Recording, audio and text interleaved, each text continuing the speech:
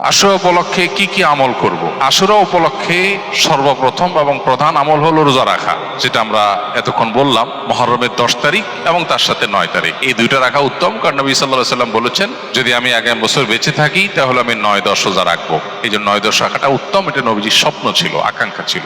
আর না হলে 10-11 রোজা রাখা, এটা হলো আশুরার প্রধান আমল। দ্বিতীয়ত, আশুরার এই দিবসের শিক্ষাটা গ্রহণ করা, এটা নিয়ে খুব বেশি আলোচনা হয় না। আলোচনা হয় শুধু আশুরার রোজা নিয়ে, ইতিহাসও আলোচনা হয়, কিন্তু আশুরার চেতনা কি, আশুরার শিক্ষা কি, আশুরা আমাদেরকে কি বার্তা দেয়, সেটা নিয়ে আলোচনা হয় না। সেটা আমরা আজকে আলোচনা করার চেষ্টা করেছি, আলহামদুলিল্লাহ। অতএব আশুরা উপলক্ষে প্রতি বছরই আমাদের এই শিক্ষাটা ধারণ করা দরকার যে সত্যের বিজয় হবেই হবে, দুদিন আগে আর দুদিন পরে।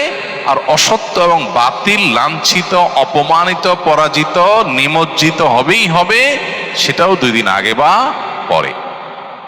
ফেরাউন শক্তিশালী ছিল, ফেরাউন ক্ষমতাবান ছিল, জালিম ছিল, তাই বলে তার পক্ষাবলম্বন সত্যের অনুসন্ধানে মানুষরা করে নাই। মুসা আলাইহিস সালাম দুর্বল ছিলেন, তার অনুসারী বনী ইসরাঈলও দুর্বল ছিলেন, তারা শোষিত ছিলেন।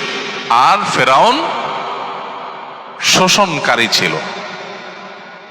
এই দুইয়ের মধ্যে আল্লাহ তাআলা চূড়ান্ত হাসি, শেষ হাসি, চূড়ান্ত বিজয় এটা দান করেছেন কাকে? মুসা আলাইহিস সালামকে। অতএব সত্যের বিজয় হয় 2 দিন আগে আর পরে। এই চেতনা, এই শিক্ষা মাথায় রেখে যদি আমরা চলি, আমরা সত্যের সাথে থাকবো, সেটা দুর্বল হলেও সত্যের সাথে থাকবো, সংখ্যায় কম হলেও। আমি শুধুমাত্র শক্তি, সামর্থ্য, দল, গ্রুপ, মতাদর্শ এগুলো দেখে, জোয়ার দেখে আমি চলবো না, আমি আদর্শের ভিত্তিতে চলবো। এই শিক্ষাটা আমাদেরকে আসলে দিয়ে থাকে। অতএব সেই শিক্ষাটা আমরা ধারণ করার চেষ্টা করব ইনশাআল্লাহ। আশুরা উপলক্ষে একটা হাদিস, যে হাদিসকে ইমাম তিরমিজি রাহিমাহুল্লাহ বিশুদ্ধ বললেও, হাসান বললেও, অন্য ইমামরা অনেকে জয়ীফ বলেছেন, সেটা হলো এই দিনে আল্লাহ তাআলা আল্লাহর বান্দাদেরকে মাফ করার ইতিহাস আছে। অতএব পরবর্তী জাতিরাও আল্লাহর কাছে তওবা করলে এই দিনে তওবা কবুল হবে, আল্লাহ তওবা করবেন, কবুল করবেন। তো সেই হাদিসের উপর ভিত্তি করে কেউ আল্লাহর কাছে এই দিন ইস্তেগফার এবং তওবাও করতে পারে, যেটা নফল আমল, এটা চাইলে কেউ করতে পারেন।